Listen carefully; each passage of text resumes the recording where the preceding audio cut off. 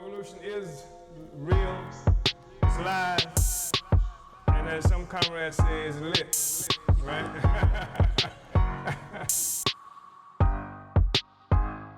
Lit.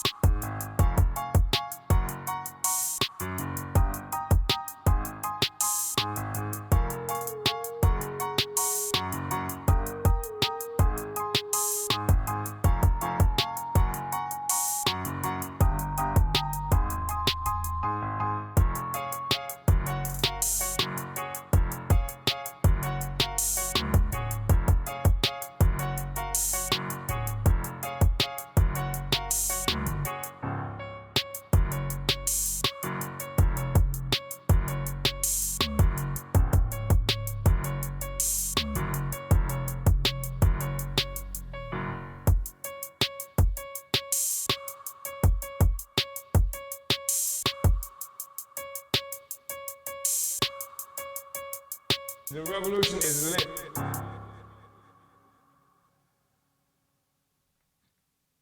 Uhuru, good morning, and welcome to today's Omali Yeshitela, or Omali Taught Me, Sunday study featuring Chairman Omali Yeshitela. Today we are live from the 2019 Inpdum Convention, which is happening right after this study. My name is Yeshitela Orumila. I'm the president of the African National Women's Organization and a member of the African People's Socialist Party, and I'll be your MC for this morning. Today's study is highly important, and we encourage you to right now to share the stream, invite your friends and family to it, so that as many of our people can be involved in this discussion. This week, the chairman continues reading from the book Materialism and Dialectical Method by Maurice Cornforth, Chapter 7, titled Change and Interconnection, pages 67 through 76, and Chapter 8, The Laws of Development, pages 77 through 85. In the study, we will learn that political and historical events occur due to the conflict in social forces, which helps us to identify problems and their solutions. This helps us move away from the idealistic explanations offered up by the ruling class and gives us the tools to apply revolutionary science for practical real-world solutions. In this study, Chairman deepens our understanding of the necessity of having our own theory, African internationalism, the worldview of the African working class. With these studies, we strive to churn out African working class intellectuals, one to the understanding that the world can be changed with our own hands and practical implementation of our theory. We ask that you begin to prepare your questions regarding the topic so that Chairman can expound more on certain areas. You can also catch up on this reading by viewing the previous 5 Omali Taught Me's. To deepen our understanding of dialectical materialism and its practical application, I proudly introduce my leadership, the brilliant theoretician behind African internationalism, the theory developed with the understanding of the dialectical materialist method leading to practical solutions for African and other colonized peoples worldwide, Chairman Omali Yeshitela.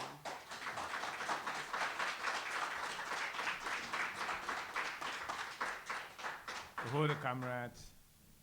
As Comrade President Yeshitela Orumila just mentioned, we are in St. Louis, Missouri, and we are participating here in the convention of the International People's Democratic Uhuru Movement that began really Friday, I'm told, with a turn-up, a banquet event that I did not attend, but I understand it was splendid. And as it was mentioned, Comrade Orunmila is also a member of the African People's Socialist Party, but more than that, she is a member of the Central Committee of the African People's Socialist Party. There's another Central Committee member of our party who is here with us, and of course that is Comrade President Kalambai Andanet. She's president of International People's Democratic Uhuru Movement and the leader of the process that brought us into St. Louis for this convention. So I want to really thank everybody and acknowledge those of you who got up an hour earlier at least Central Time to be here to participate in this study. And I really want to send a shout out to all you amazing people on the West Coast who got up at 5 o'clock this morning to participate in this study. Comrade Yeshitela said some things about why we are doing this study, what it's about. And I just want to reiterate that this study is not something that we're doing just to enhance the ability of barbershop philosophers to handle themselves in the next debate that occurs in the barbershop. We are dealing with this issue of philosophy because, as we've said earlier on in the study, everyone, whether we know it or not, has a philosophy. And generally speaking, that philosophy is the philosophy of the ruling class, because that, because the ruling class is the force that controls much of what happens in society. It produces the intellectuals, the thinking representatives that have the responsibility of producing and distributing ideas, and they use various institutions to do that. From universities to pulpits to comic strips to movies, even to the music that you're allowed to hear. The people, I want to say this for all of you who hate the versions of hip-hop that you're hearing, it's not just the artists, it's the ruling class, the industry that requires for people to have certain lyrics and beats and things like that in order to be successful. So most of us, as I mentioned, have a worldview, which is what we mean by philosophy. And as I mentioned, the philosophy that most of us are burdened with is the philosophy of the ruling class. So this study is a part of a process of arming the working class through its advanced detachment, through the African People's Socialist Party. And there are people who have asked the question how the African People's Socialist Party could be here for nearly 50 years when so many of the other groups and organizations and personalities that we know of, in fact, who became iconic during the high tide of revolutionary struggle in the 1960s, have disappeared. Many of them became what commonly was called burned out. And a reason for that is that, generally speaking, one reason is that we were pretty well armed with revolutionary philosophy, with theory. So that's one of the reasons it's important for us to talk about theory on today. We're looking at this book, the Materialism and the Dialectical Method, that was done by Maurice Cornforth. Maurice Cornforth was a member of the British Communist Party, which means that he had all of the limitations of that particular organization and most of the opportunistic communist parties that existed throughout Europe for that part. But he was also a very smart man, and he was a teacher of sorts, and he structured this study, and he's done several other studies dealing with the question of dialectical and historical materialism in a way that's very convenient for us. He knows the subject matter, but his subject matter, again, is limited by some of the very same problems that he discusses in this book, Dialectical Materialism.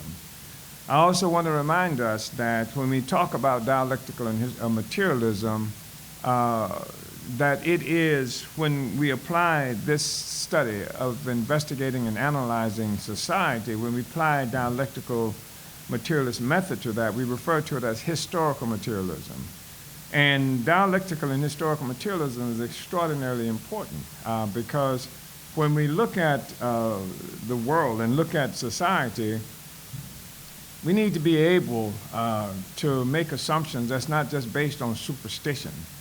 We need to not find ourselves as human beings in this place of seeing everything about society as being mysterious, coming as a consequence of gods and other things. I mean, because I don't know how many gods there are, you know, and so if your God versus my God kind of stuff, or you know, wise people and, you know, this being the basis of how we come to certain kinds of conclusions. We say that just like if you go and put some hot water in a kettle on a stove, if you put the fire under the kettle, it doesn't matter if you're in India, Pakistan, or in America, what they call America. When you heat the kettle and it reaches a certain temperature, it would boil. And the point is that there are some things about science that prevail almost everywhere you are located. So you don't have to speak Chinese for the kettle to boil. You don't have to know anything about Chinese culture. The fact is, when you put it on there, and I'm saying that it's possible to understand some things about society as well. There are certain fundamental things about human society that if we are armed with this, then it puts us in a place to be able to understand this. And so if we didn't understand this, I mean, you'd put a kettle on the fire, and you'd have to stand there all day to see if it was going to boil. You know, you don't have to stand there all day because there is some science and it's applicable wherever you are. And so we're saying that the struggle to understand some things about laws of human society itself is extremely important. That's why we're talking about dialectical historical materialism right now. We're saying there are some things about human society that's a prerequisite for its existence and for its functioning. And we want to understand what that is, what they are, so that we know when something is wrong, and we have a pretty good idea of how to check it, how to discover what it is that's causing the problems, and how to fix it. Otherwise, we'd spend all of our time on our knees and praying and hoping and wishing and being filled with ulcers and all kinds of problems that come as a consequence of that kind of ignorance. So that's what we are attacking right now. And we'll see. I will try not to do as much criticism direct criticism of Cornforth as we've done in the previous chapters. And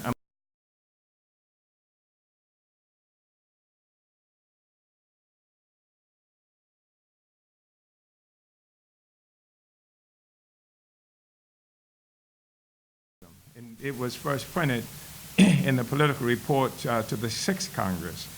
But one of the things I'm also concluding that makes this study important is that if you look at any of the political reports that's been done to the Congress since we first began this process, you will see the dialectical and historical materialist method on display, even though we don't always say this is the dialectical and historical materialist method. Sometimes we do. And I think that having this discussion should make it even easier for us to read the political reports, aspects of the political report. And it's not because things are necessarily difficult about dialectical and historical materialists. They're difficult only in the sense that we have not had access to certain information and certain terminology. And sometimes we take certain things for granted. I have done this. because there was a time when revolution was the high tide in this country and around the world. We'd have a press conference, and the local media, your local neighborhood reporter, would come out, and we'd be engaged in discussions and struggles about dialectics and democratic centralism and liberalism and criticism and self-criticism, and the reporter knew about it and understood what we were talking about. That's because everybody was talking about it all around the world, and they could not ignore it. They could not avoid it. Today you have a meeting and you start talking about things, and the reporters they are dumbfounded, and they look at you as you're from another planet, right? So it's possible to take some things for granted. If you've gone through these experiences where what we're talking about today was more or less commonly discussed. And with the defeat of the revolution, that hasn't been the case. Somebody once referred to the struggle of African people in this country as representing the apex of black intellectual activity, black intellectual thought. I mean, everywhere you went, like critical discussions were occurring all around this country and around the world. People were trying to solve these problems and breaking free from the ideological and philosophical stranglehold that white power imperialism had on our brains. And so we've been brought back temporarily into an element of captivity that we're breaking free of right now. So this study is something that we started not specifically on dialectical and historical materialism, but these studies that we started at 8 o'clock every Sunday Eastern Time almost 5 years ago. And the reason that we started these studies was because there was such a rapid growth of the party itself, so many people coming into the party. And then we were struggling with the development of the department that's responsible for these studies of agitation and propaganda of the African People's Socialist Party. And there were so many new people coming into that organization. There were a lot of people in there who shouldn't have been there. And the Department of Agitation and Propaganda is that component of the African People's Socialist Party, that part of our structure that has the responsibility for the production and distribution of ideas. It is, and we've characterized many times, like the heartbeat of the party. It produces our newspaper. It's responsible for overseeing our radio. It's responsible for the political education of every person who is a member of our movement and our party. And so, obviously, and for the community at large, when we're talking about having, as we have talked about during this process at this convention, opening up offices of the Uhuru movement in every African community we live in, we're talking about being able, right there in the neighborhoods, in the communities, to bring the working class into this discussion about revolutionary philosophy, to liberate the brains of the people most affected and most oppressed by what is happening to us in the world, so that the people can be armed to defend themselves. We don't try to pretend that there's something mysterious about it. We are not religious persons. We're not saying that we have some special relationship with the gods or something to that effect. We're saying that the masses can be armed with this worldview, and it's our responsibility. And that's one of the things that makes the members of the party and the cadre formations of the African People's Socialist Party so fundamental. You must come to terms with this. That's why we're having this study, so that what we're talking about today, with all of the strange words and things like that, and based on an assumption that everybody has some kind of European education, what we are talking about is you must understand this, because this has to be translated into the language of the people in the communities that you live, no matter where they are. If you're in Everton West, in what they call South Africa, if you're in the 5th Ward of Houston, Texas, or South Side St. Petersburg, or North St. Louis, you have to be able to take this into the communities where we live, and it has to be translated. We need to learn how to write where we expose the method of investigating and analyses that we refer to as dialectical and historical materialism in a way that the people can grab it. And it ain't that hard once you command it. And so that's part of why we're having this discussion. And then I'm relatively self-critical for this long-winded introduction to the introduction that I'm about to do.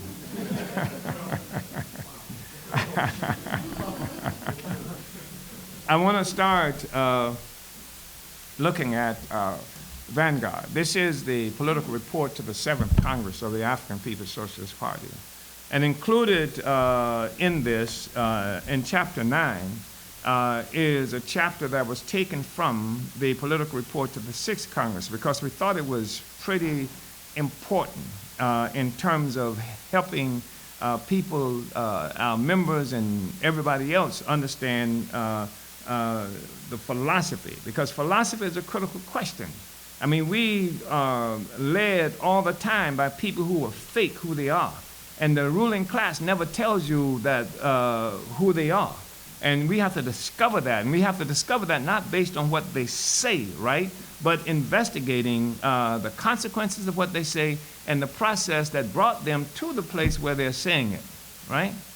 So, in other words, you try not to go into the middle of a movie and make assumptions that you know what the hell has happened. You want to try to see the whole thing. You want to go back and see how you just came in on the middle and think you know every damn thing because you see what's happening there. So this is from Chapter 9, The Theory of African Internationalism. This is from Vanguard, the political report to the 7th Congress. And so I shall read just a little because, well, a little, And it says, the science of African internationalism enables our party to avoid the ideological pitfalls that validate the assumption of the superiority of white people. Thus, we have never been diverted from our mission of capturing power and uniting Africa and our nation under the leadership of the African working class. Ideas are really powerful. How we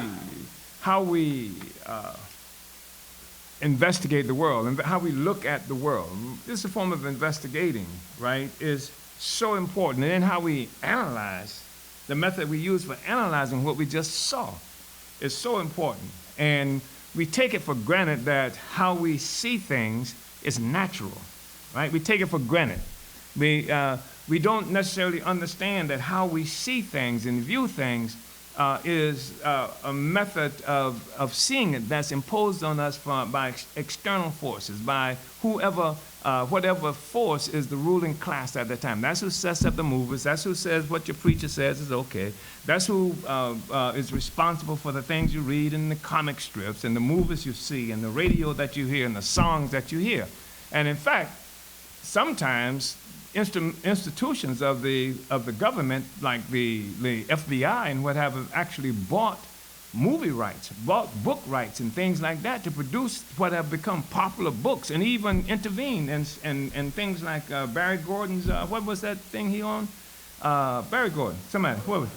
Motown, to get this song played. I mean, here you're in the middle of a rebellion, and suddenly you hear dancing in the streets. You understand? I mean, that doesn't say anything about informing, what is happening in terms of revolutionary movement. But also, many times they can't control it, and so you hear Aretha Franklin going freedom, like singing freedom and what have you. I mean, nobody's heard anything decent from Aretha since after the revolution was defeated.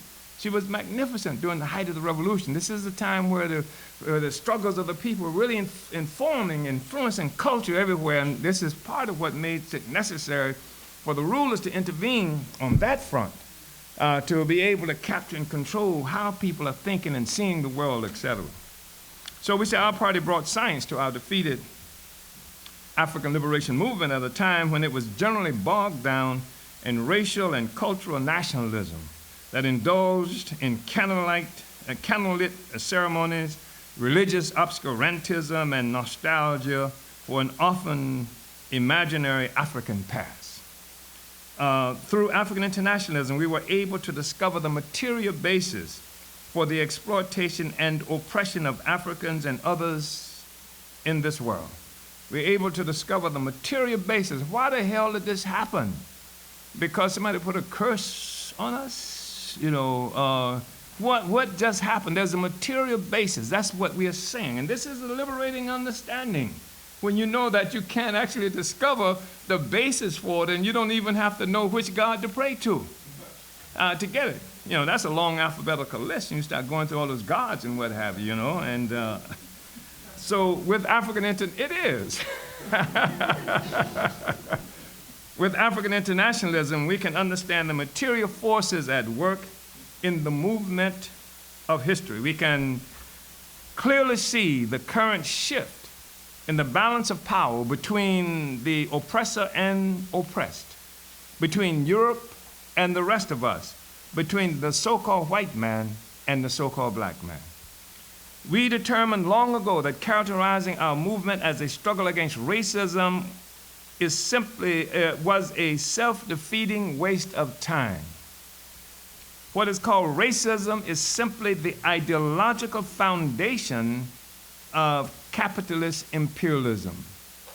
What is called racism is simply the ideological foundation of capitalist imperialism. Racism is a concept that denies Africans our national identity and dignity rather than defining the system of our oppression. So you think you're defining your oppression by calling it racism, but it's a concept that denies Africans our national identity and our dignity.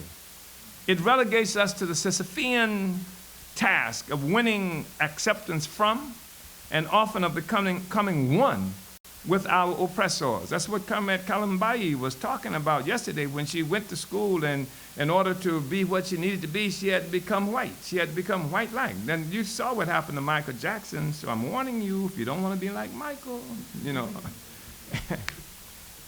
With African internationalism, we have proven that race is simply a colonial invention originating from the enslavement and colonization of Africans and Africa that gave birth to capitalism and simultaneously the European nation. Our struggle has always been for power, not against racism. To the extent that we win power, the racism of others becomes irrelevant. Power is the great equalizer, the fundamental aphrodisiac that is capable of turning a racist of today into a fawning sycophant of tomorrow. The struggle against racism is the struggle of the petty bourgeoisie fighting to integrate into the white capitalist world, to board the sinking ship of white power. It is a diversionary struggle reliant on failed philosophical assumptions that must be cast aside as a precondition for moving forward. This is not an innocent issue of semantics. The way this is understood informs our practice. The struggle against racism presupposes one approach, and the struggle against imperialist colonialism another, right? The struggle against racism, it presupposes one approach. The struggle against the ideas in somebody's head as the basis of what is happening to you, that suggests one approach. You can get a battery of psychologists or something like that and perhaps tackle that.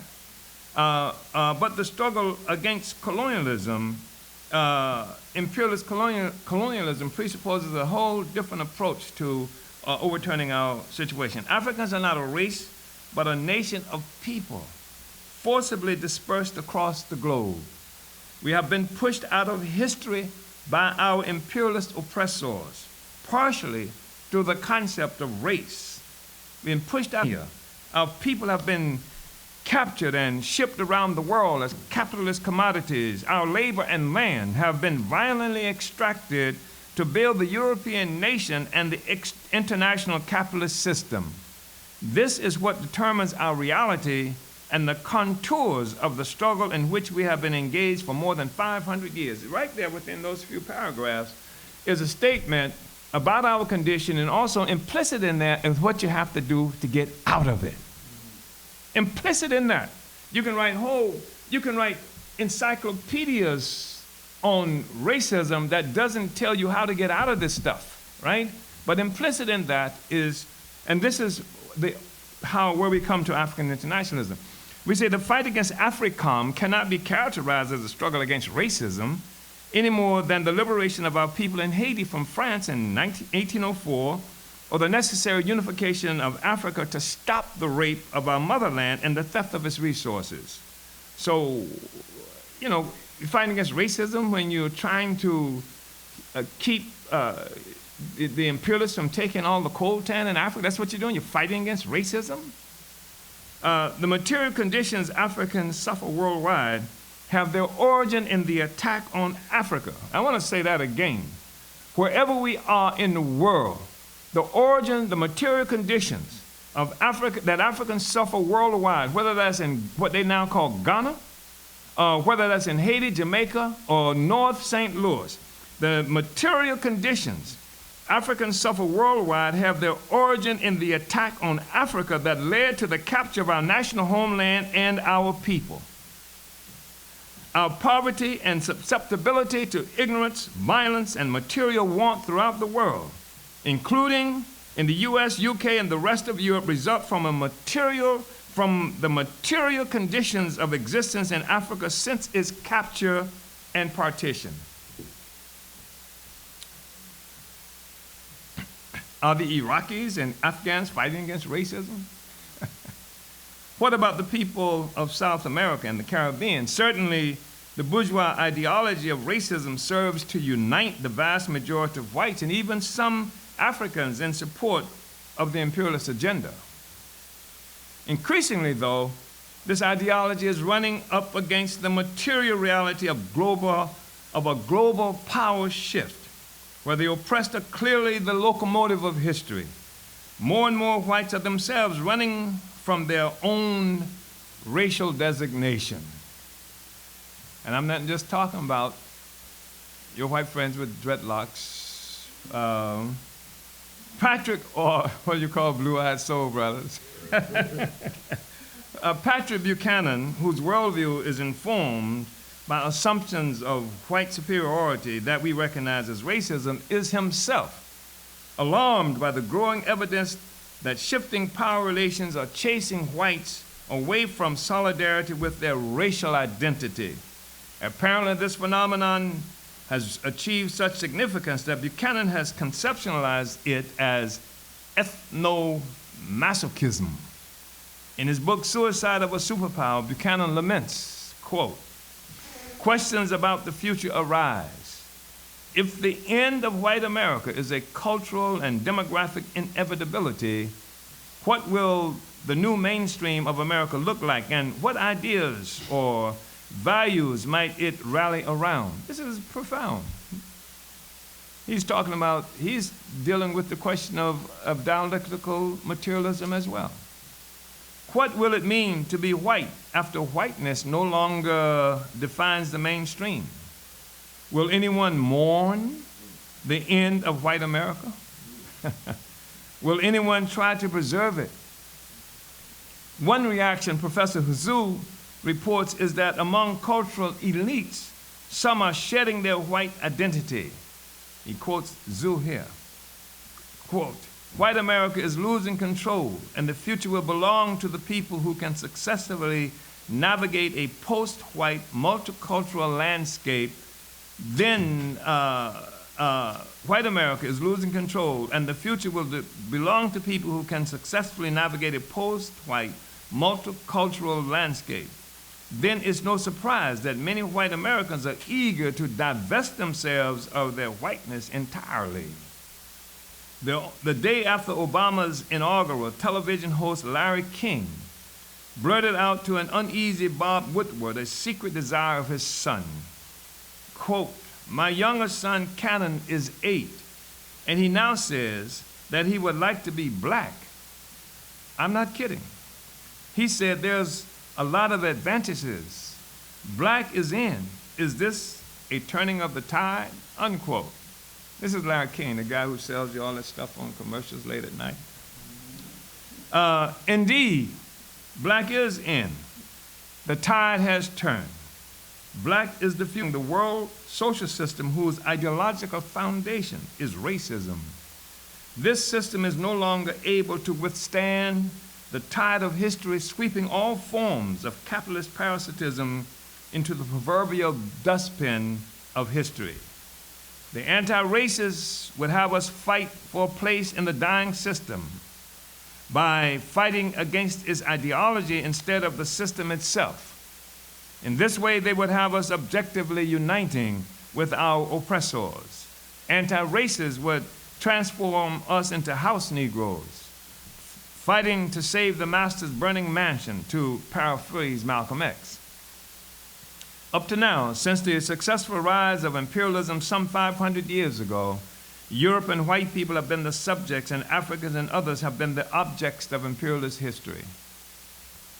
We have been voiceless and reduced to invisibility in stature and significance. It's one of the reasons Ralph Ellison's book, well, some of you who are old enough to remember this book, The Invisible Man. I mean, it's based on a reality, and this thing of invisibility. I mean, when I was younger, and that did happen, Dialectics teaches us that. When I was younger, white people would actually, who hired Africans as servants.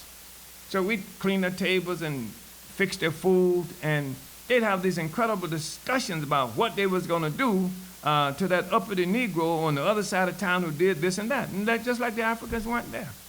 And of course, when they had that discussion, the Africans would say, hey, Joe, you better leave town, right? Understand? And we would always know, because we were literally, it's invisible. It's incredible. I mean, it happens today. You see it happens today. I mean, people have these discussions. I've seen the same thing happens with Mexicans.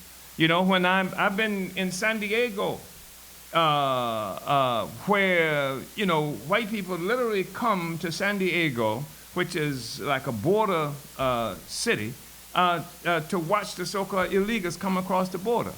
And this was, you know, 20, 30 years ago. And they'd actually come. They bring their lunches. People come from out of town. They sit up on the hills and with binoculars and other things to watch the so-called aliens come across. And I'm watching. They show this on TV. And I'm in San Diego. This is a Mexican town, you know? And the Mexicans don't even see it. You know what I mean? They show this, and this was incredible. That we become invisible from this place, this perch that Europe has created on our backs. You know, we become invisible. They don't even see us too often. So we have been voiceless and reduced to invisibility in stature and significance. Karl Marx characterized the slavery, rape, pillage, and genocide associated with the emergence of white power and our current status as primitive accumulation. In another instance, he referred to slavery as an economic category of the greatest importance. That's a hell of a statement, isn't it? Say, slavery is an economic category of the greatest importance. Can you see somebody sitting on the shores of Angola, somebody just snatched up and thrown into a ship saying, damn, we are the greatest economic category, you know, something to that effect. No, that he has a different definition of this experience, and that's what the weakness of the Marxists and Cornforth is, because they're telling history from that perspective. The history that I tell is one of the rape and the pillage that's occurred and what has happened to us as a consequence. The history they tell makes the rape and pillage that happened to us a factor for their development. Do you understand what I'm saying? Yeah, that's what primitive accumulation is. When Marx talks about primitive accumulation, he talks about something that plays in political economy a role that's the equivalent of original sin in theology. So he's talking about something, that's the way he comes to it. We come to it from a different perspective. Our reality is a consequence of what they have imposed on us. They have taken us, pushed us out of history. And the revolution is one means by which, a fundamental means by which we put ourselves back in history. We take control of our own understanding, our own brains, our own definition, our own future. We take it out of the hand of the imperialists. This is a part of the process, how we think, how we understand, how we view this world that we live in, and how we analyze what we just saw. I mean, people have celebrations every year. They call it Juneteenth. Yeah. They celebrate Juneteenth. Wow, Juneteenth, right? And Juneteenth is a celebration because they are pissed off because certain captors were late, quote unquote, in telling us that we were free. What in the hell is this? They should be pissed off because we were enslaved in the first place. How the hell can they be late in giving us freedom? What the hell are you talking about? Do you understand? And that is something that has conceded our history to the oppressors.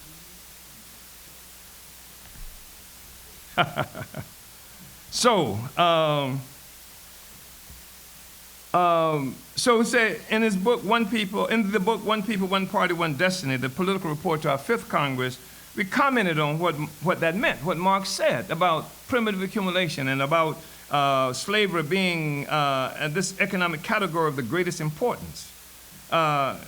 We say, quote, here the relationship between peoples and countries is obscured and mystified.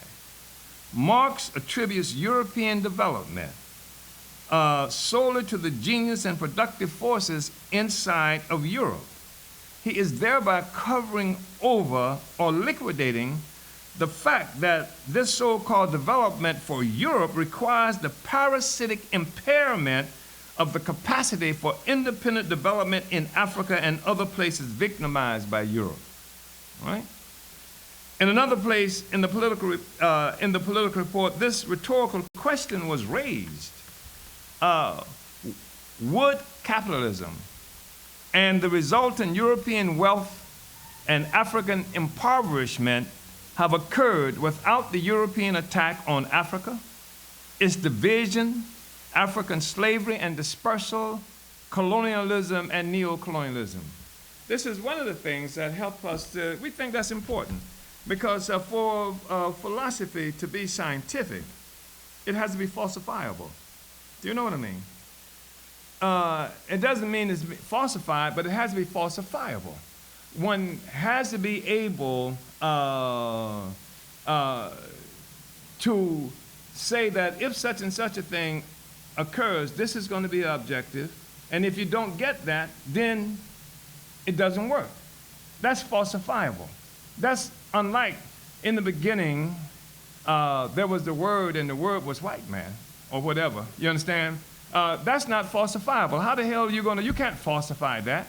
There's not enough carbon dating that you can do that's going to falsify that. You can't prove that one way or the other. You understand what I'm saying? So that's why people can have that philosophy, but you can say it's not scientific because it's not falsifiable, right?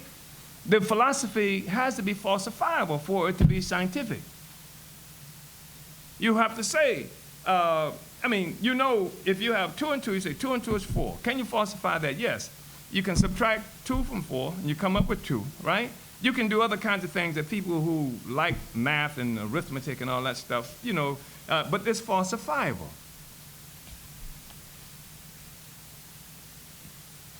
So we said that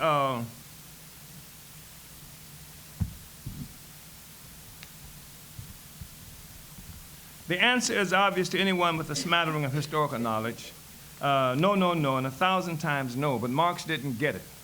This is the question of whether or not European capitalism, European success could have come about, capitalism could have been born without slavery and colonialism. But Marx didn't get it. Most of our movement still doesn't get it. Revolutionaries around the world have missed this crucial understanding of the foundation of imperialist existence. The most erudite practitioners of the superstition called capitalist economics don't get it. This is one of the reasons nothing they say about the extant economic crisis of the imperialist world makes any sense. I mean, how were all the economists and all the political pundits and everybody so surprised about so many things that's happened recently? You know, the economic crisis, nobody saw it coming, nobody saw Trump coming, nobody saw anything. Because they are philosophical idealists. No matter whatever else they say about themselves, they do not have access to a dialectical process, right? We knew it wasn't going to work out the way they planned it this last election. We couldn't say who was going to get elected, but we damn sure knew that Hillary and George Bush, the ones who were supposed to be anointed during this process, were in big time trouble. And that's because we understand something about the system and something about even the mood of the people who were trying to find solutions within the system, and they couldn't find solutions. They were looking for some way out by choosing alternatives to what was happening. But they didn't choose another system. They just chose other representatives of the system who sounded a bit different than the others had sounded, right?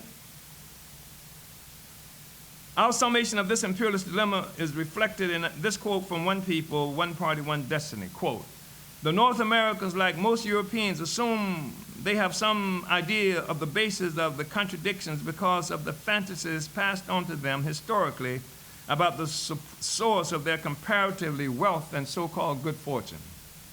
Nevertheless, those are resources stolen from others that have become increasingly difficult for them to afford in their malls and supermarkets.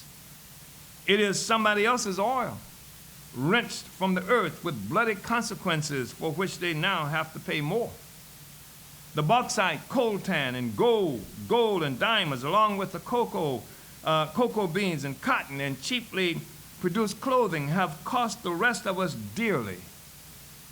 And our combined struggles to seize control of our lives and resources are affecting the ability of North Americans and other Europeans to enjoy a parasitic economy that requires global misery for an oasis of white happiness.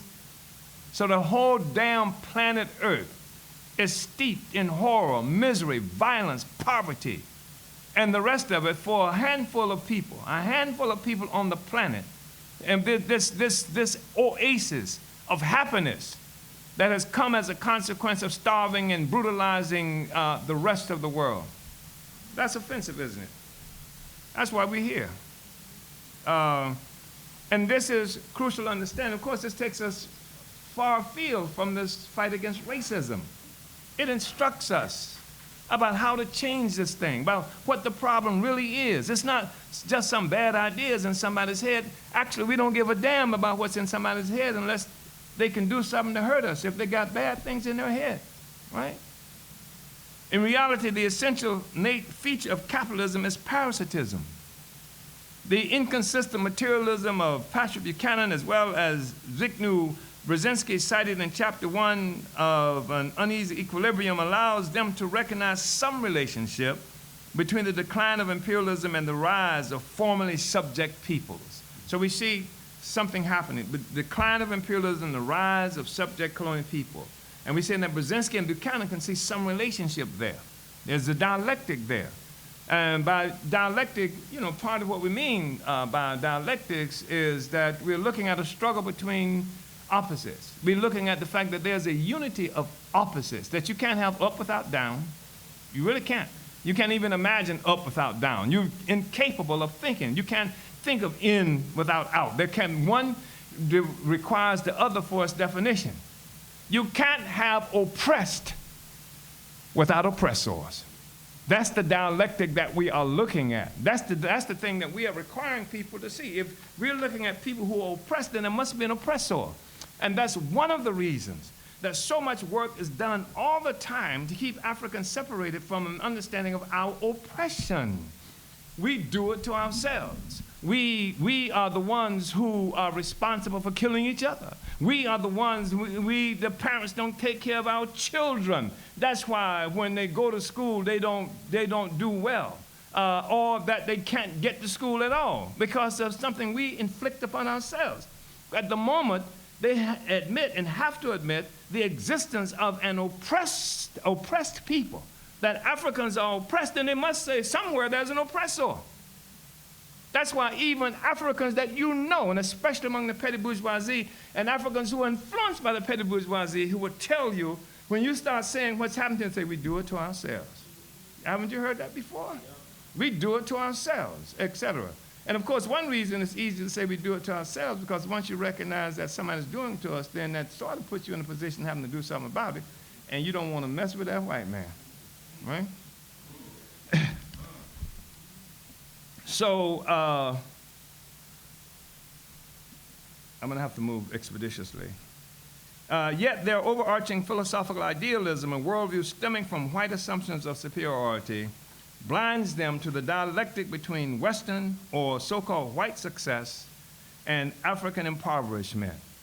They cannot accept that the changing relations of power are exposing the real dependency, the dependency of the colonizer upon the colonized, and of slaves and whites of Africa. That's the real dependency. That's the real dependency that we're looking at. You know, Africans say, well, you know, if we break free from this enslavement, you know, how are we going to feed ourselves? We won't be able to feed ourselves if the white man is gone. Hell, you're feeding the white man. You're feeding the white man. Right? This is as true for the capitalist of Adam Smith. And, you know, we have this little 18th century free market proponent. Yeah, put it there because some people don't know who Adam Smith was, right? He like is the father of what is known as capitalist economics, what he's, you know, of the study, as it is of the capitalism of Karl Marx, the 19th century scientific socialism. Wage slavery, commodity production, private ownership, and control of the means of production are features of capitalism that function on the foundation of parasitism, the primitive accumulation Marx correctly defined as the equivalent of original sin. This is the starting point of capitalist production and production of the capitalist system itself. So here we mentioned three things that Marx talks about and Marxists talk about as fundamental to capitalism: wage labor, commodity production, private ownership, and control of the means of production. Yes, that's true. These are features of capitalism, but all of that rests upon a foundation of parasitism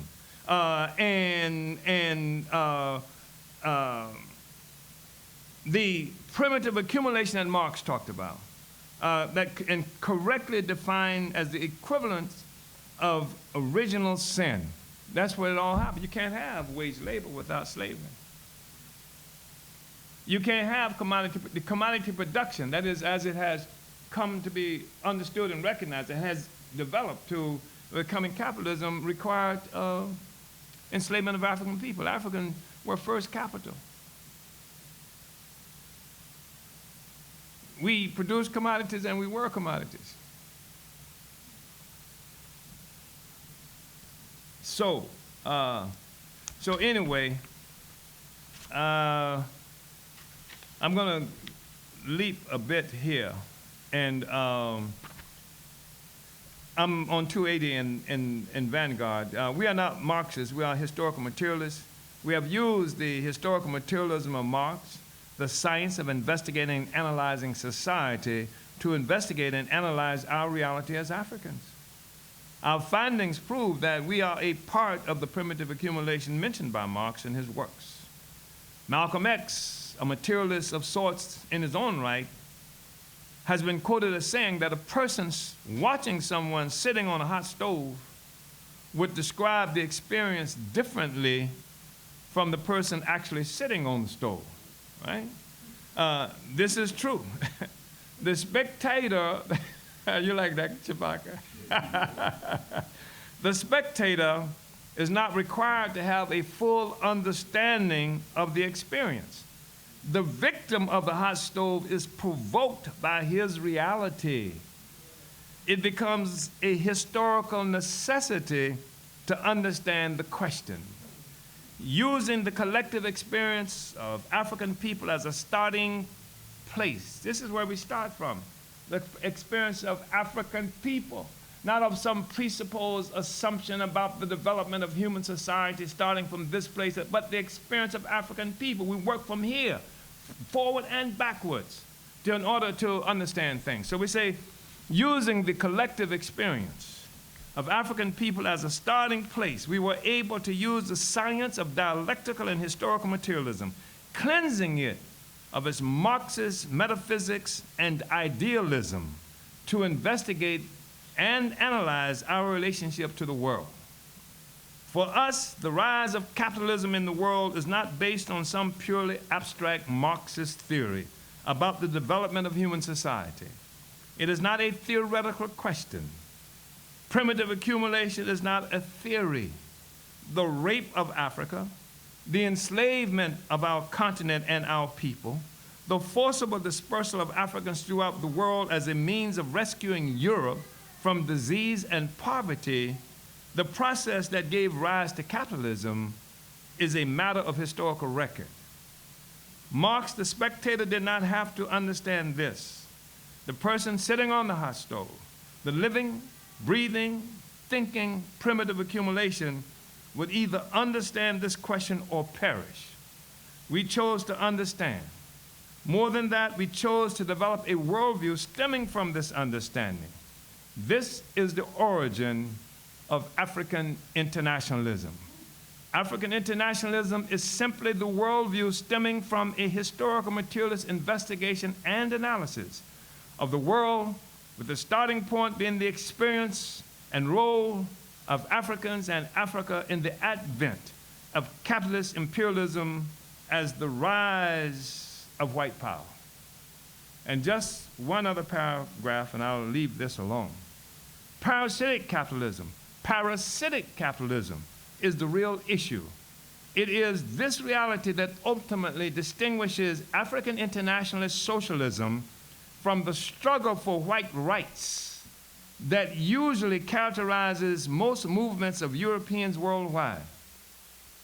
It is a difference in socialism resulting from overturning the pedestal upon which all capitalist activity occurs, and some variation of the National Socialism achieved by the infamous Nazis of Germany.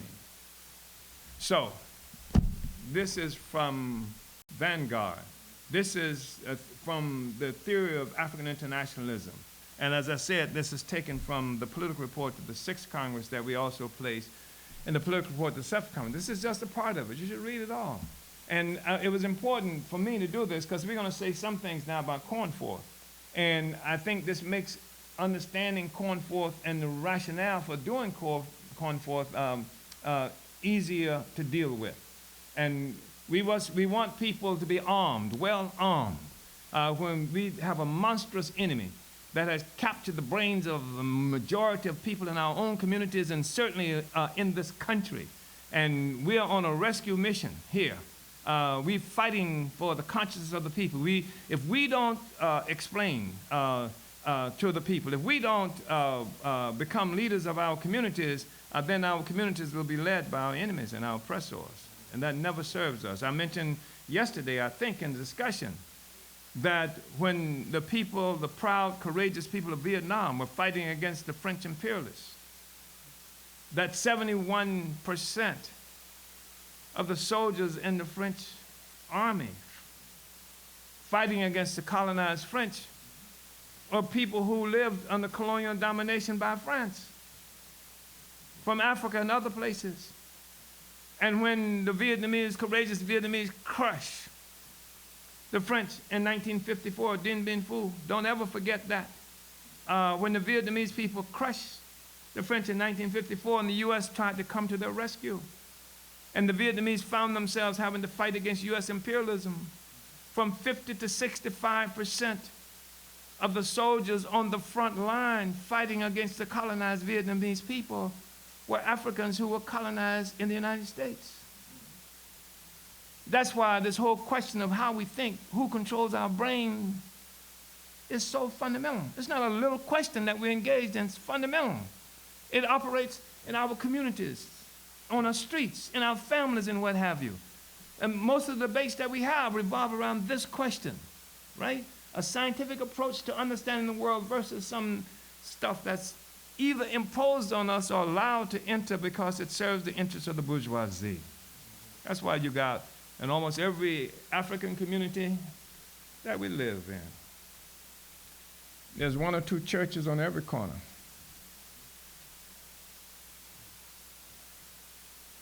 Well, they will attack the Uhuru House, and they've done it. 300 cops, helicopters, light airplanes, they've done it. They attacked the Uhuru House.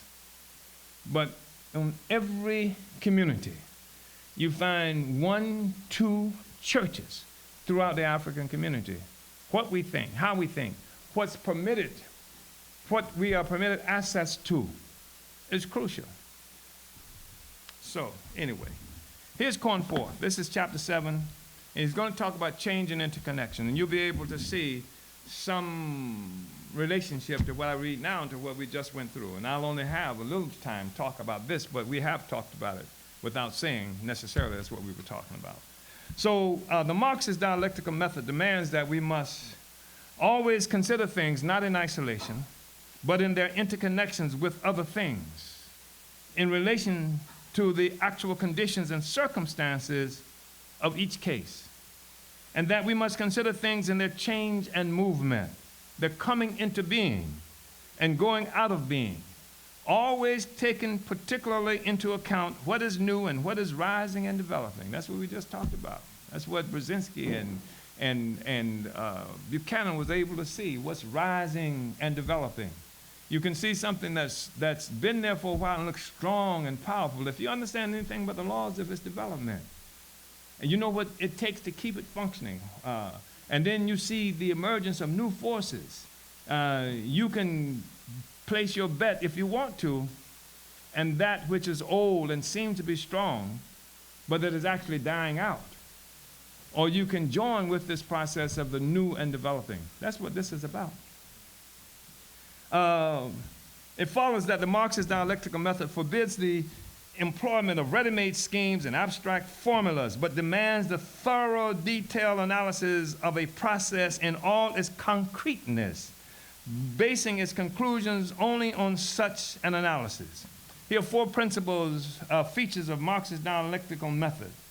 In his Dialectical and Historical Materialism, Stalin said that there are 4 principal features of the Marxist dialectical method. 1, contrary to metaphysics, dialectics does not regard nature as just an agglomeration of things, each existing independently of the others, but it considers things in connection, as connected and with and dependent on and determined by each other.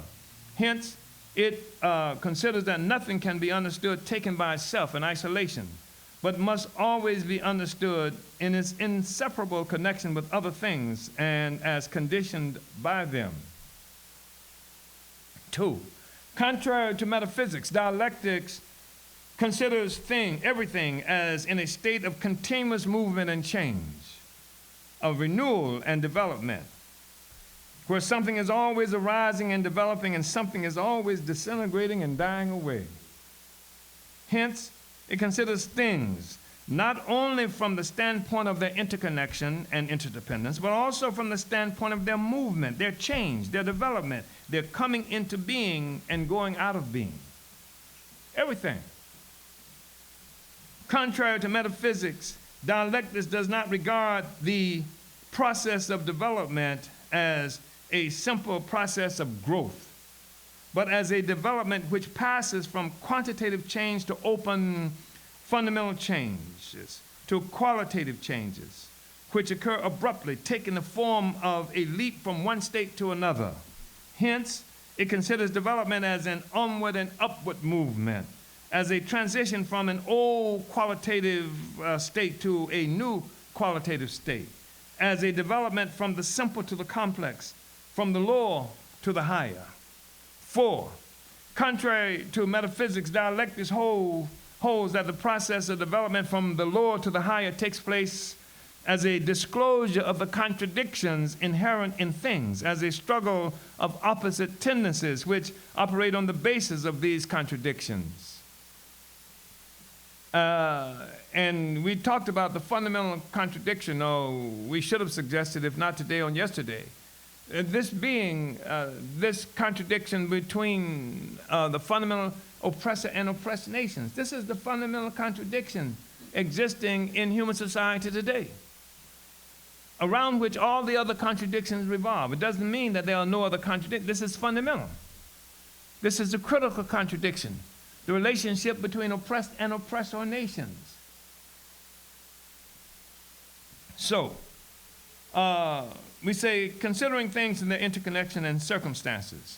The dialectical method demands that, first, that we should consider things not each by itself, but always in their interconnection with other things. This sounds obvious. Nevertheless, it is an obvious principle which is often ignored and is extremely important to remember.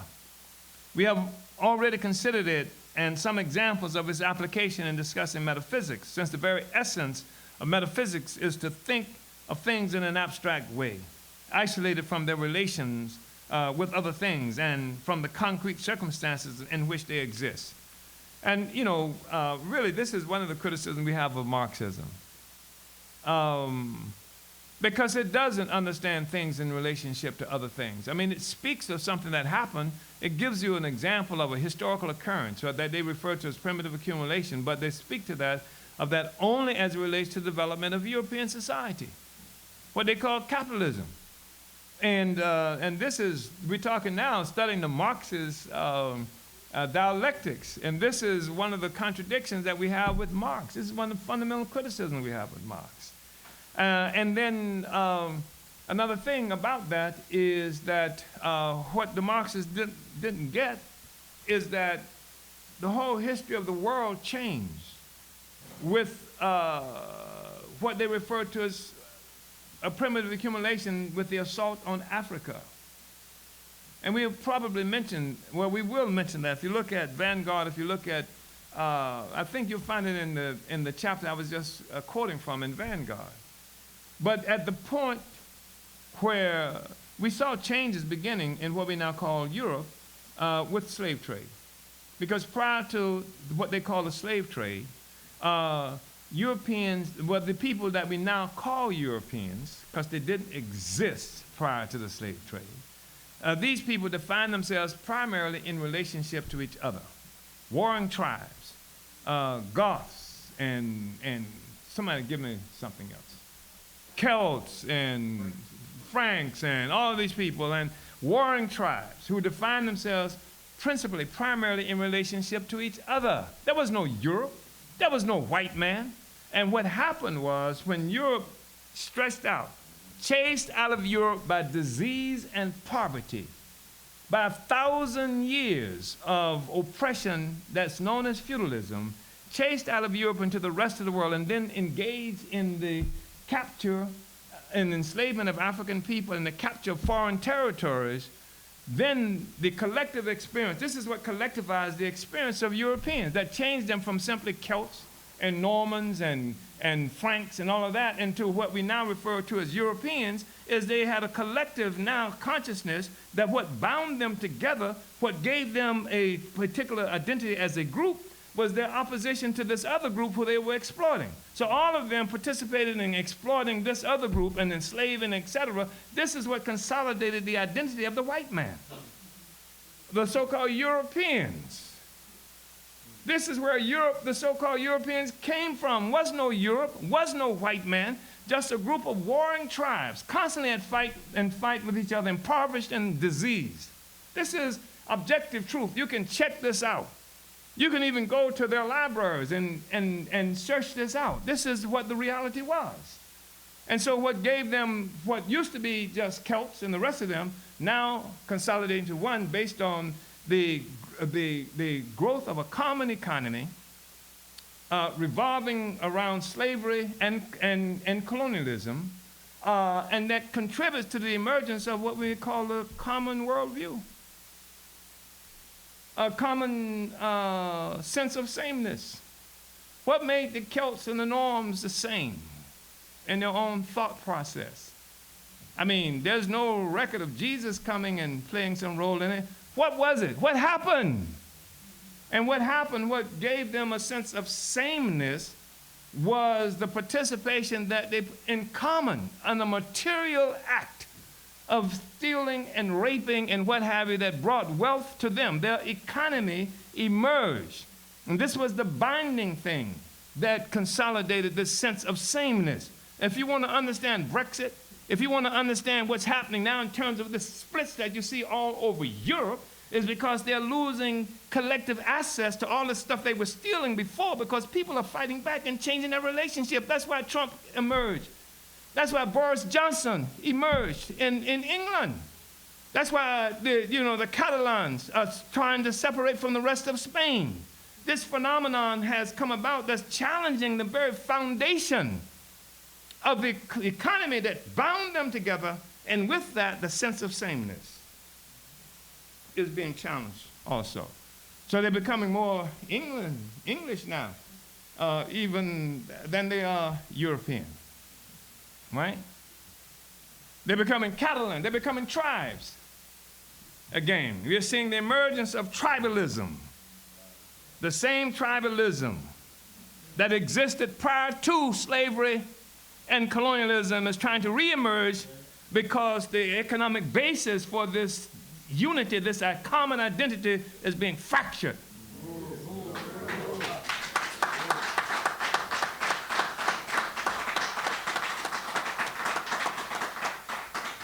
So we ain't scared. I mean, you might have a local vicious pig that would do something in our communities, and they do it every day. They're talking about National Guards here in St. Louis. They're talking about more cops. They're talking about having to save us from ourselves. And they got a whole array of African petty bourgeois forces on board with this process. We ain't scared, you know, and they may have some successes temporarily, but you cannot stop history. You can't stop it, you know, and that's why we can predict the victory of the oppressed over the oppressor, because this struggle we're involved in is a struggle for the future. Progress is defined by the success of the oppressed people overturning this relationship that we have with empire. Anyway, so I'm going to turn, because Cornforth goes into some kind of liberal thing here. So it says that, but on the bottom page of 68, say no working class leader can be of very much value if he tries to decide questions of policy in terms of general principles alone, without taking into account the actual circumstances in relations to which policy has to be operated, without understanding that the same policy can be right in one case and wrong in another, depending on the concrete circumstances in each case. Thus, Lenin wrote, quote, "Of course, in politics in which sometimes extremely complicated national and international relationships between classes and parties have to be dealt with, it would be absurd to concoct a recipe or general rule that would serve in all cases. One must have the brains to analyze the situation in each separate case. The readiness on the part of Marxists to adapt policy to circumstances and to change policy with circumstances is sometimes called communist opportunism. But it is nothing of the kind, or rather it is the very opposite. It is the application in practice of the science of the strategy and tactics of working class struggle. Indeed, what is meant by opportunism in relation to working class policy. It means subordinating the long-term interests of the working class as a whole to the temporary interests of a section, sacrificing the interests of the class to defense of the temporary privileges of some particular group. And that's what you see when you look at neo-colonialism as an example. And we see that in our communities. We see that when politicians run for office, Negroes who say, well, I can't raise this question because if I raise this question, then I can't get the support. I can't win the election, which is BS. They say that they can live in an African community, a city that's 80% African, and they still won't and can't raise the question, because these are the fundamental questions: reparations, gentrification, community control of the police, a removal of the total colonial domination of the African community. They say you can't do that. They say that well, I know that's the best thing to do, but what I'm going to say instead of black community control of the police is I'm going to say that we want some kind of review board, police review board, right? And because why don't they want black community control of the police? Because that's a step toward self-determination. That's a step toward fracturing the unity, the consolidation of the colonial project.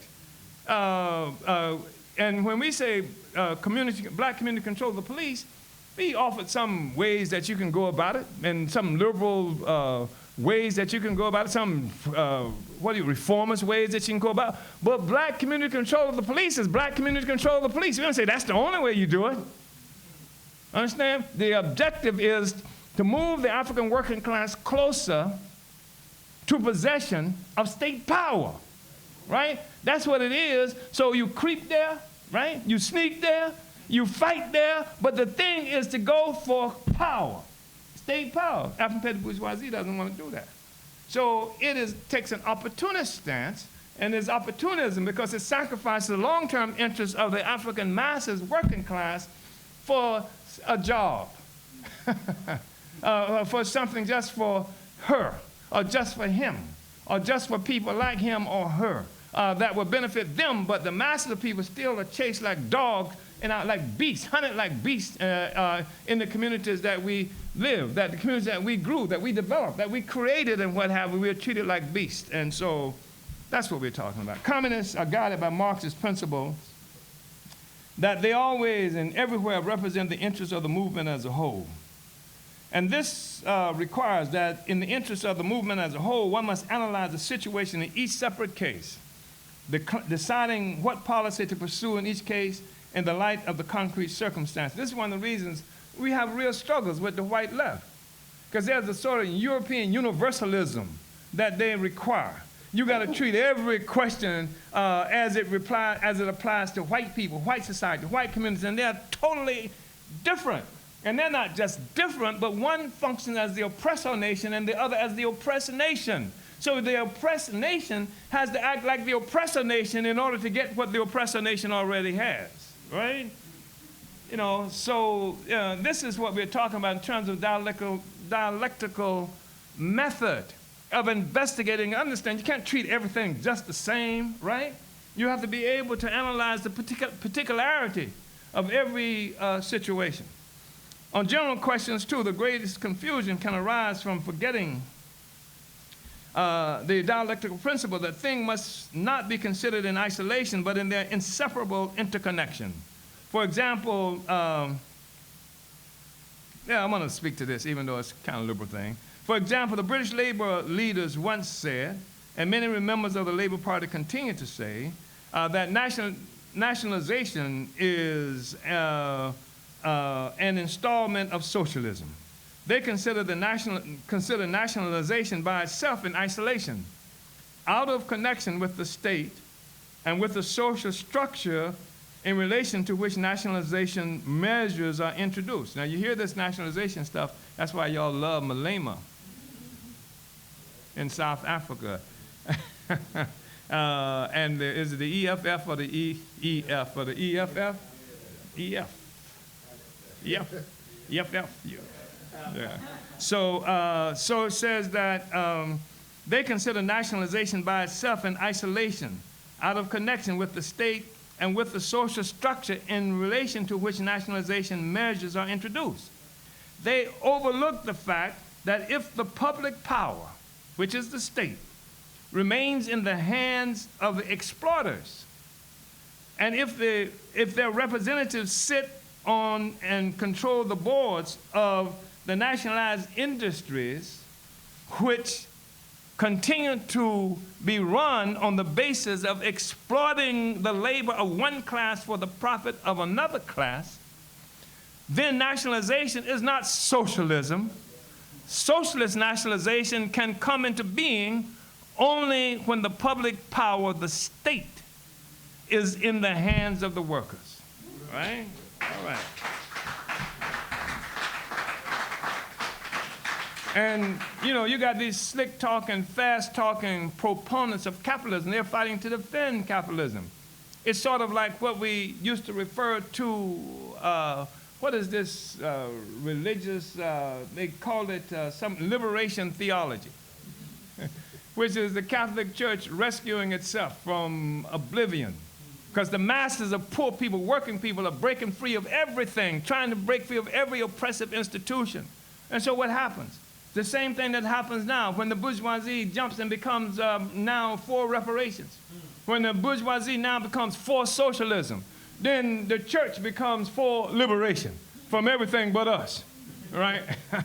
So they deepen the stranglehold of the church on the brains of the people who are trying to break free from and are protesting and are criticizing everything about the old society. And guess what? Liberation theology is still theology.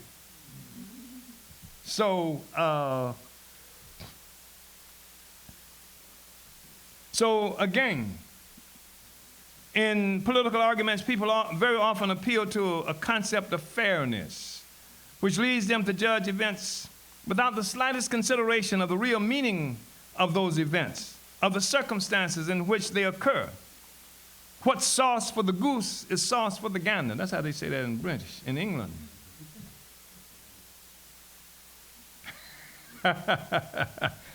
That is the principle employed in such arguments. Thus it is argued that if we defend the democratic rights of the workers in a capitalist country to agitate for the ending of capitalism and the introduction of socialism, then we cannot deny to others in a socialist country the right to agitate for the ending of socialism and the reintroduction of capitalism. That's what they say. That's only fair. It's unfair. You just can't oppress. That's what they do to us. They say that when you fight against white nationalism or just the general principles that's affecting us, what that they refer to as racism, you become a racist in reverse, right? When they do these horrible things to you, and Malcolm X says, like when somebody's robbing your house with a gun and you pick up a gun to chase him out, then you're a robber in reverse, right? and that's the kind of logic that they employ, on us, right? So those who argue like this throw up their hands in horror when they find that counter-revolutionary groupers in the Soviet Union who sought to restore capitalism in that country were deprived of the possibility of carrying out their aims. Why? They exclaim, this is undemocratic, this is tyranny. And guess what? After freedom, the white nationalists, the bourgeoisie will have no freedom. They have the same damn freedom we got. Now there's a dictatorship of the white colonial power. It's a dictatorship. They call it a hidden dictatorship. It ain't hidden to us. It's hidden to white people. That's why when something happens bad to you, because the state acts different. The colonial state acts different. They don't tell me a lot of white people go to jail. Right? And so therefore you can't criticize what they're doing to us, right? Because they call it a hidden dictatorship. That's why when people say they couldn't understand it, O.J. Simpson, all the black people in the world, and this was true, all over the world, said that O.J. was innocent, and all the white people all around the world said he was guilty, right? And I know why y'all said that about O.J. And then they would say, well, how could, because, I think O.J. is sorry. If he knew the dog could talk, he'd have killed the dog too, but that's another story.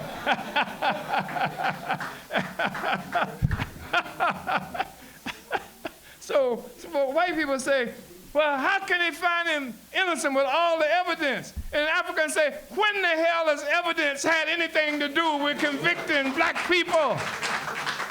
Right? So now they want to introduce another factor into what happens on a regular basis. They say the dictatorship is a hidden dictatorship when they talk about a bourgeois capitalism, bourgeois rule. And it's only hidden dictatorship because it doesn't happen to them, right? They say you have freedom of speech.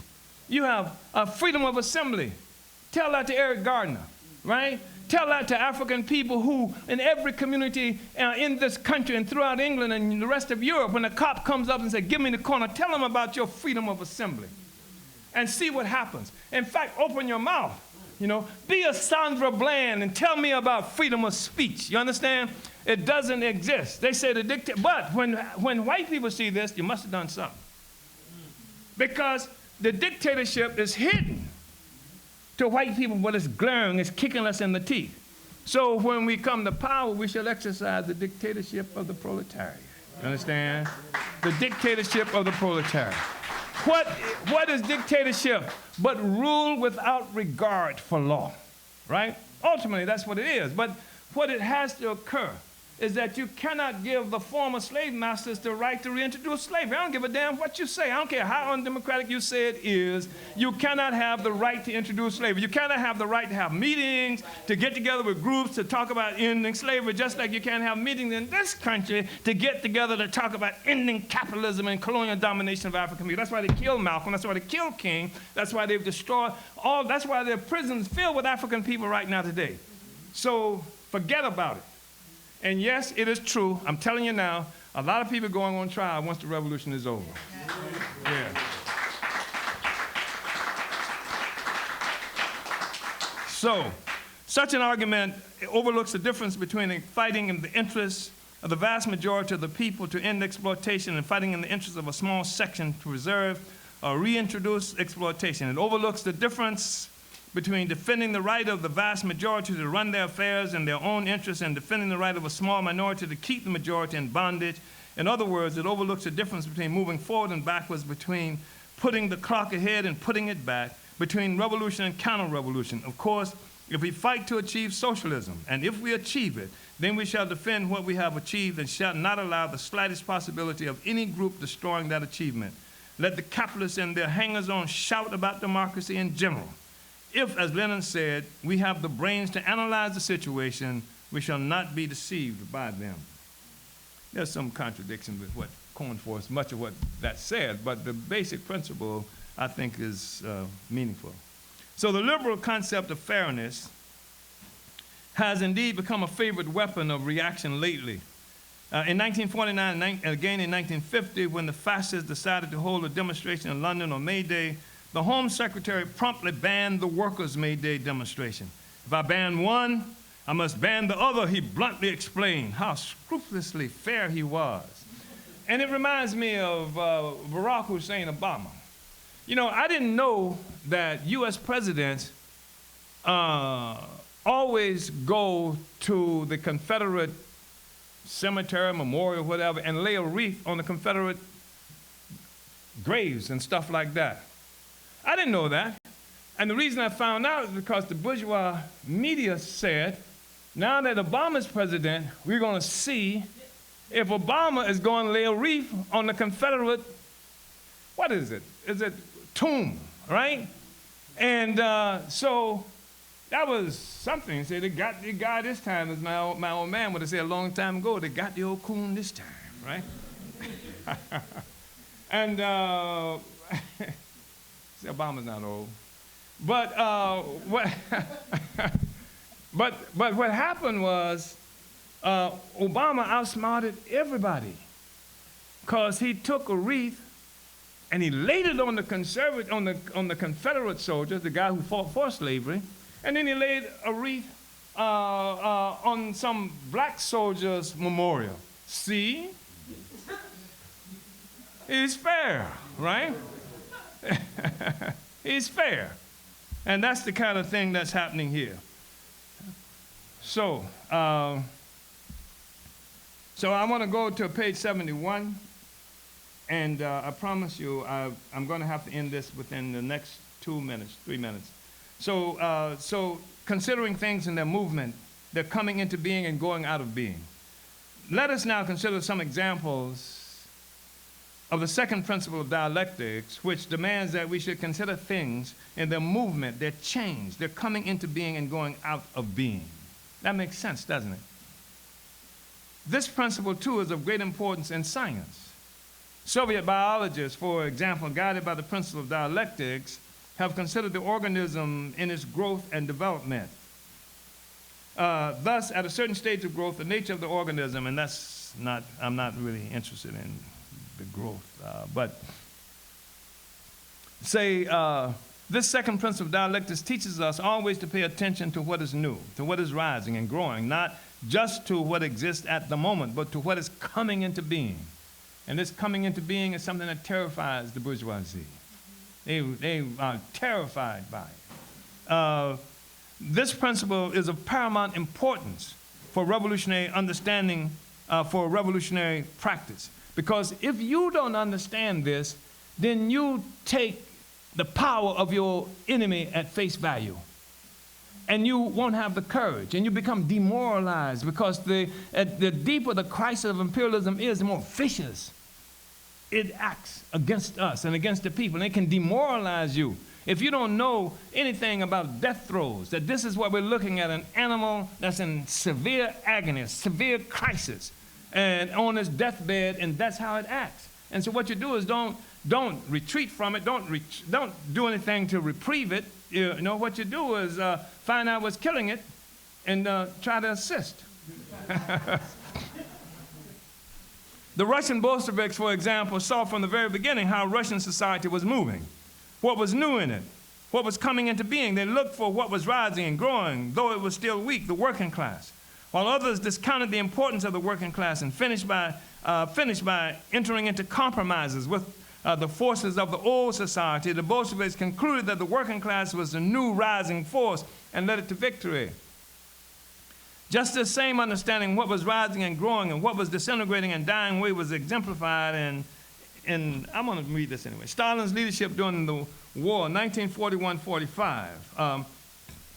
You know, the Germans defeated the Nazis. The Russians are the ones who broke the back of Hitler and the Nazis. The Americans, you know, walk around preening about what they did. Russia lost maybe 50 million people in that war, you know? And they are the ones who stopped them, because the Americans and the so-called West did everything to stand back, and they wanted to see Hitler and the Nazis and the Soviet Union. They wanted the Nazis to crush the Bolsheviks, to crush the Socialists, to crush the communist entity. And so they stood back and didn't offer really any kind of assistance, even though it was supposed to be some kind of united front against fascism. And a lot of Russians died. But so when the Germans were before Moscow, November 1941, and all the Allied military strategists outside the Soviet Union considered that Russia's defeat was certain, Stalin said that while the Germans were at the peak of their military power, the Soviet forces on the other hand, were still mobilizing and increasing. The Germans were at the peak of their power, and the Soviet forces were still mobilizing and increasing. Therefore, the defeat of the German fascists was certain. Germany, whose reserves of manpower are already being exhausted, has been considerably more weakened than the Soviet Union, whose reserves are only now being mobilized to the full. Can there be any doubt that we can and are bound to defeat the German invaders? The German invaders are straining their last efforts. There is no doubt that Germany cannot sustain such a strain for long. And I would say the same thing about, what do they call it, this method of pumping more money into the system that's not created by anything. What kind of easing do they call that? The quantitative easing, where they go to a basement somewhere and print money, or they go to a computer and say, money, money, money.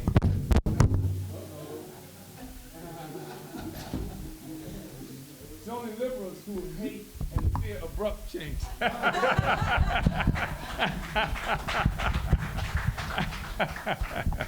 Are we okay? Is the sound system still okay? And good. And that was seen by hundreds of people all around the world, right? Thousands of people around the world, and I seen like a vast right-wing conspiracy to me. Got it. Got it. Okay. All right. Thank you. That's a case of us doing it to ourselves. Okay. So I'm going to go down to page 73 and I am going to end now. Against ready-made schemes, truth is always concrete. Sometimes people imagine that dialectics is a preconceived scheme into the pattern of which everything is supposed to fit. This is the very opposite of the truth about dialectics. The employment of the Marxist dialectical method does not mean that we apply a preconceived scheme and try to make everything fit into it. No. It means that we study things as they really are and their real interconnection and movement. That's what we talk about when we talk about African internationalism. We challenge this preconceived scheme that people who call themselves Marxists and who call themselves leftists and communists have worked with when they look at the world. So it means that we study things as they really are and their real interconnection and movement. This is something which Lenin insisted on again and again. Indeed, he proclaimed it as fundamental thesis of dialectics. Genuine dialectics, Lenin wrote, proceeds by means of a thorough, detailed analysis of a process in all its concreteness. The fundamental thesis of dialectics is there is no such thing as abstract truth. Truth is always concrete. Truth is always concrete. And this abstract truth that some people refer to as primitive accumulation. Concretely, what the hell is that, right? Truth is always concrete. Then on the bottom of page 74, what Marx and Engels call the dialectical method is nothing more nor less than the scientific method in sociology, which consists in regarding society as a living organism in a constant state of development, the study of which requires an objective analysis of the relations of production that constitute the given social formation and an investigation of its laws of functioning and developing. So I'm going to stop there, and I'm going to call on people, please, please, please, read this. You know, especially, you know, we went through a lot from the theory of African internationalism, which you should also read. And I think it becomes easier to read and easier to understand. I don't know how people feel. I mean, even this process and going through some parts of the political report and that we've looked at, it seems to me it should have been made a lot clearer, you know, than it was before the process that we've used to discover some of this.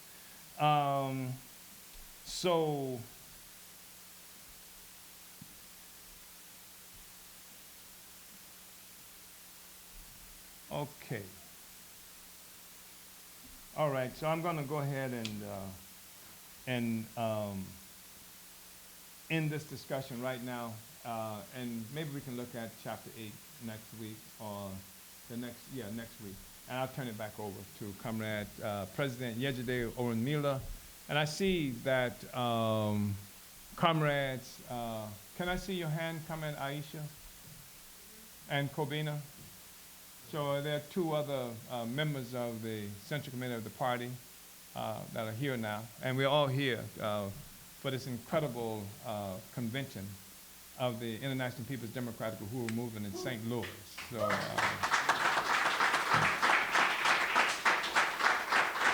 Uhuru. Uhuru. Let's salute our leadership once again, Chairman Omali Yeshitela, for this powerful study.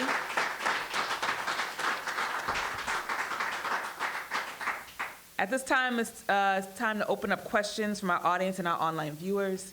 We want to appreciate everyone for tuning into our Facebook and YouTube, and also appreciate all of your engagement. A lot of comments are happening. Please continue to invite your friends and family to the study and share widely on all of the social media platforms currently and also after this live broadcast ends. So, first, I know we have questions that were online, but I wanted to see if there's any questions in the room first. Do we indicate who's online? I'm sorry, yes, people are from, yes. Sorry, comrade. So people are participating from Philadelphia, Pennsylvania, Oakland, California, Tucson, Arizona, Rotterdam, Netherlands, London, UK, St. Louis, Missouri, Huntsville, Alabama, Kingston, New York, Paris, France, Clearwater, Florida, New Jersey, Chicago, Illinois, St. Petersburg, Florida, Miami, Florida, Hempstead, New York. Uhuru.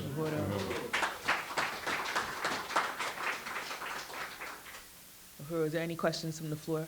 Come on up here and ask your question. Say your name and Uhuru, comrades. Uhuru. I am Comrade Obing Suame, and I am asking this question to Chairman. allow me just to monologue it just a little bit, Chairman, so that way people can understand where I'm coming from and they're not lost in it. Going back to the identity of the white man and how you mentioned how they came together through this binding and collectiveness of going into, exploiting Africa. I look at other revolutionary parties like the Red Guard, the student-led revolutionary party that was led by Mao Zedong, and they had communistic ideals, and their aim was to turn other countries red and the universe red. This is quoted by the Red Guard. And then I look at the other revolutionary parties as like the Khmer Rouge, who was led by Pol Pot, and they ideals were of coming together through nationalism, communism, but they engaged in xenophobia and through famine, and this was carried out by their own cadres.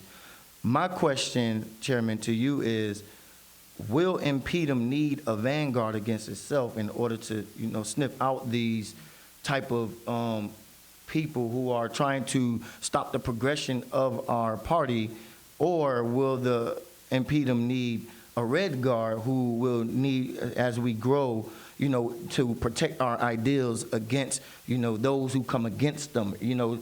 Looking at the Red Guard, they were protecting their ideals from others, and looking at Pol Pot, they were protecting their ideals from the inside. And so that's a question I ask: will the Inpdum need a vanguard / a red guard for, our party as well as we grow? And I believe we're going to become a big party. Uhuru. Thank you, Chairman Omali. We are becoming a big party to the extent that, we could use some more cadre, but the thing is that we really are protective about the way we grow.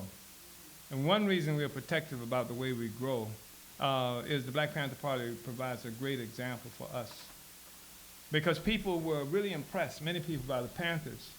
And before you knew it, people were popping up all over, calling themselves Panthers and wearing leather jackets and berets and committing all kinds of acts in the name of the Panthers. And they had this huge block of people in the organization all of a sudden. They had no vetting process that linked them up to the organization. There was no ideological coherence. In fact, the Black Panther Party was ideologically eclectic for most of its very short revolutionary existence. So you had people who were attuned to Jewish from the Korean. There were Maoists who were there. There were people who were actually followed the leadership, ideological leadership of European anarchists. And called themselves like Cleaver and what have you. So you had all of this there.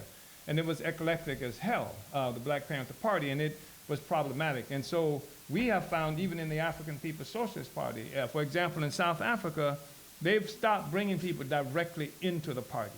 In South Africa, the process is to bring people into Inpdum, the International People's Democratic Uhuru Movement, so we get a chance to see who's who. And they learn how to be organized and in organization, because that's much of what happens to us, because the people in our community are really new to revolutionary organizations. So they come into the organization assuming that things operate in the organization just like they operate in the streets and in their lives and stuff like that. And so we want to provide a different kind of leadership. That's one thing I just wanted to make as sort of an aside. But the other thing is the Vanguard is the party itself. Yeah. And we, as we move forward, we'll develop certain kinds of institutions. Like you said, like the Red Guard was fighting people from outside, and the Pol Pot were fighting people inside. But actually, we fight the struggle inside too. The Red Guards were fighting. The Red Guards, Mao sent people who were in the leadership. He says, you want to know where the bourgeoisie, where the capitalist voters are? He said, they're right here in the Central Committee of the party. This is what he said. He put them on dunce hats and he stuck them out there and made them go and work on the countryside. He told them that they need to smell shit. Mm-hmm. And they need to, work, like among the masses of the people where most of the peasants were. Mm-hmm. And the Red Guard were forces who were pushing forth, defending the ideology of the Chinese Communist Party that many people refer to as Maoism inside the party. So it wasn't just fighting some external force. We was rescuing us from ourselves.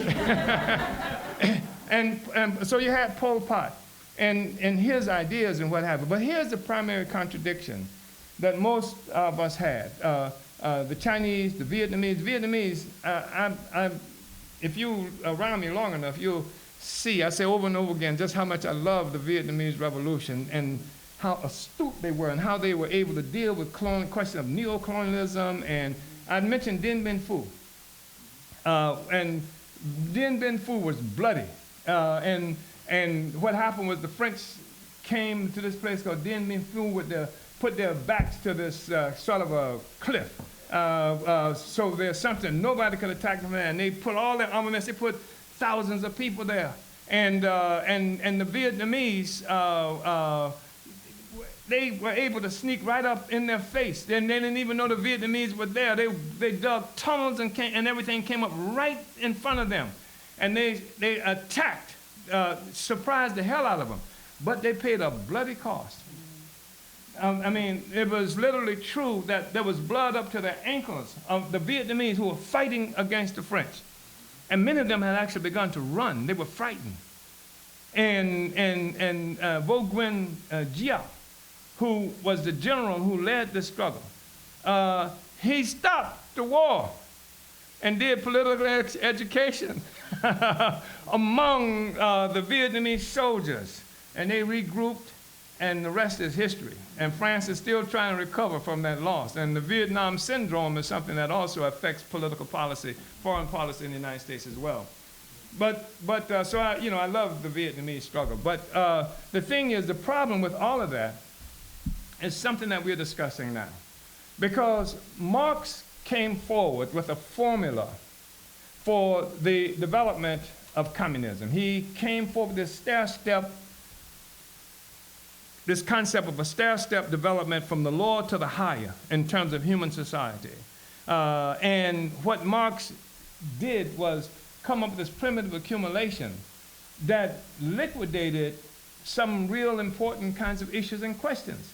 So there was an assumption, and when Lenin first, the Bolsheviks, some of them refused to take power because they said that according to Marx, in order for capitalism to occur, for communism to occur, you got to have capitalism first. That's the formula. You go from what they call primitive communism to slavery, to feudalism, to capitalism, and then the communism.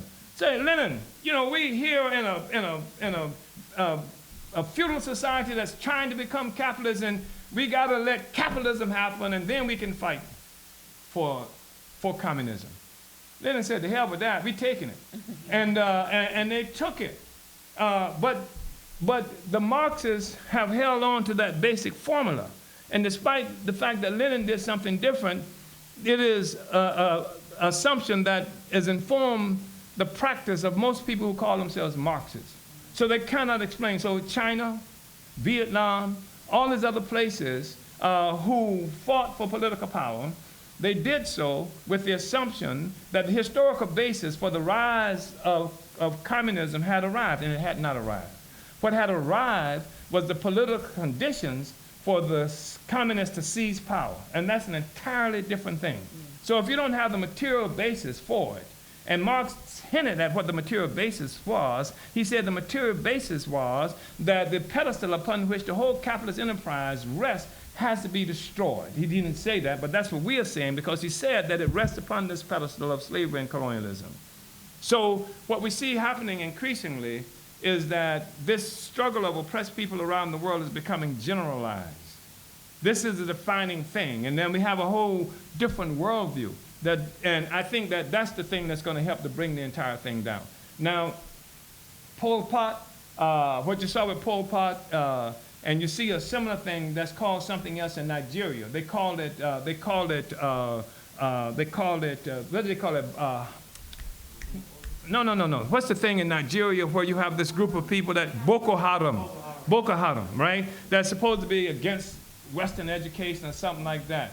And you got to remember, when you look at Pol Pot and those guys, they were highly educated, French-educated Cameroon, not Cameroon, but I say Cameroon because the term that's used as opposed to Cambodia, but they were highly educated and they were opposed to it. They opposed all of this stuff and they had their own assumptions about what it would take to rig a communist society, and that meant destroying, in many ways, all of the ideas, all of the stuff that came from Western Europe. They made a mess of it.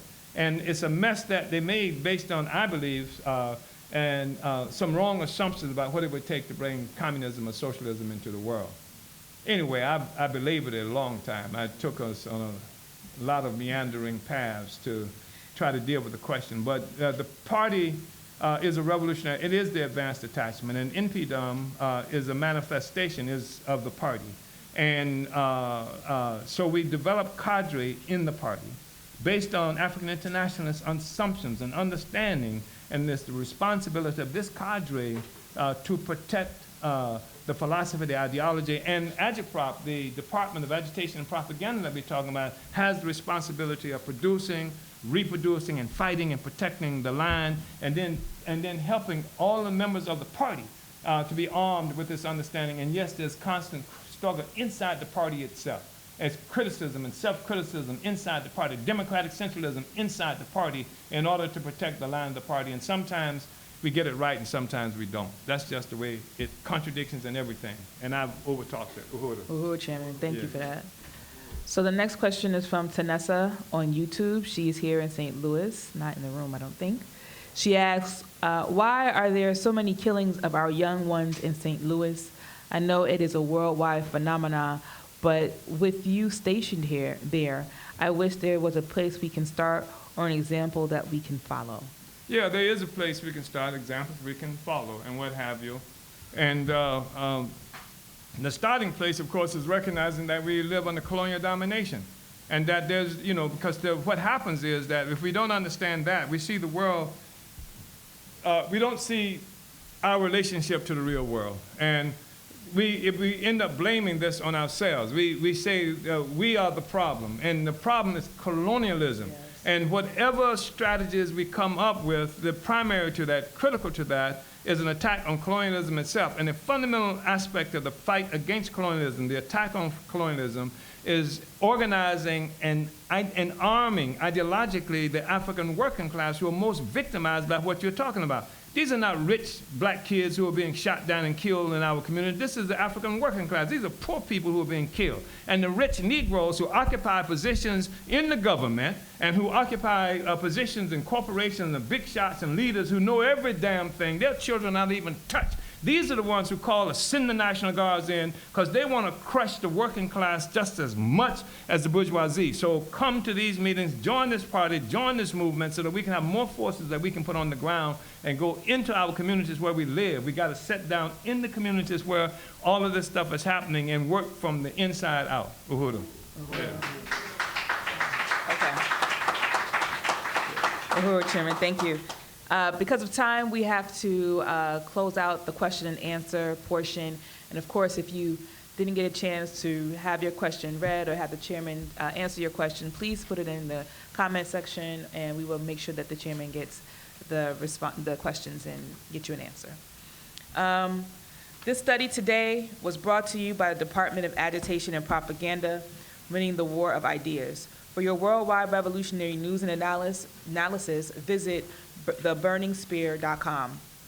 For revolutionary radio, dynamic shows, and music by Africans all around the world, tune into Black Power 96.3 FM, broadcasting out of St. Petersburg, Florida, and accessible via the Black Power 96 app for Apple and Android, or online at blackpower96.org. Did you unite with what you heard today and want to learn more about how you can get involved with the African People's Socialist Party? Visit apspuhuru.org for all information regarding how you can apply. Order your copy of Chairman Omali Yeshitela's latest book, Vanguard, The Advanced Detachment of the African Revolution, the political report to the 7th Congress at burningspearmarketplace.com.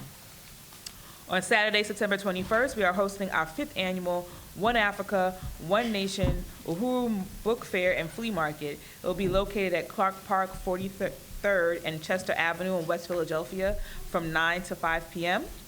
The event will feature live music, African authors, educational resources, an interactive children's circle, and over 100 vendors. Special guests include Uhuru Movement founder and leader, Chairman Omali Yeshitela, recently released MOVE members Janine, Janet, and Eddie Africa.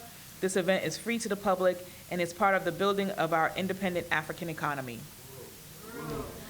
Were you moved by Chairman's presentation this morning? You can bring this electrifying presentation to your school campus, bookstore, concert hall, and more.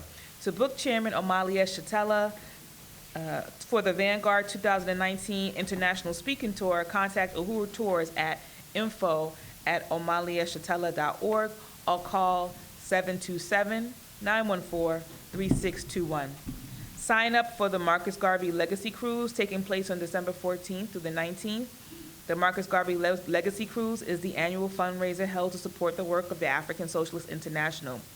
The African Socialist International is an organization made up by African people located virtually on every continent, dedicated to overturning the conditions faced by African people worldwide.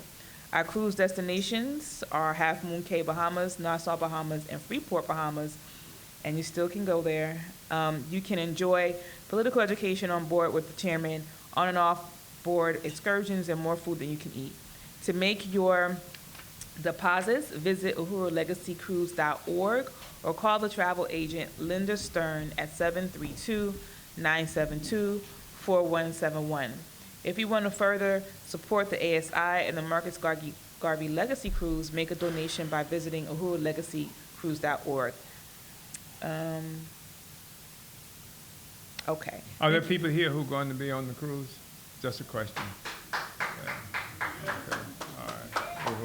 Okay. Okay, thank you all for tuning in. Make sure that you like, subscribe to the Burning Spirit TV on YouTube to catch every episode of Omali Taught Me Sunday Study. Uhuru. Uhuru.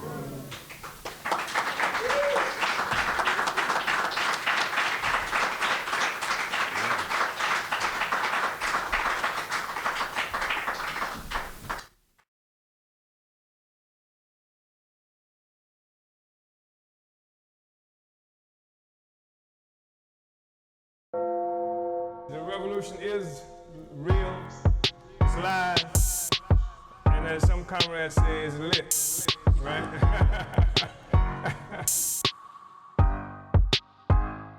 Lit.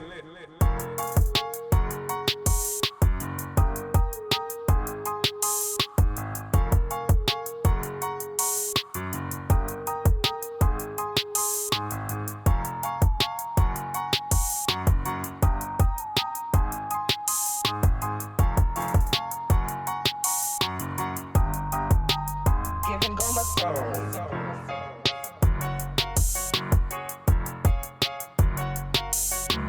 Real,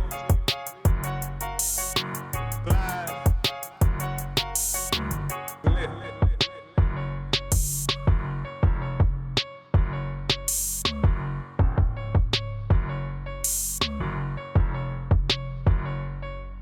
Right.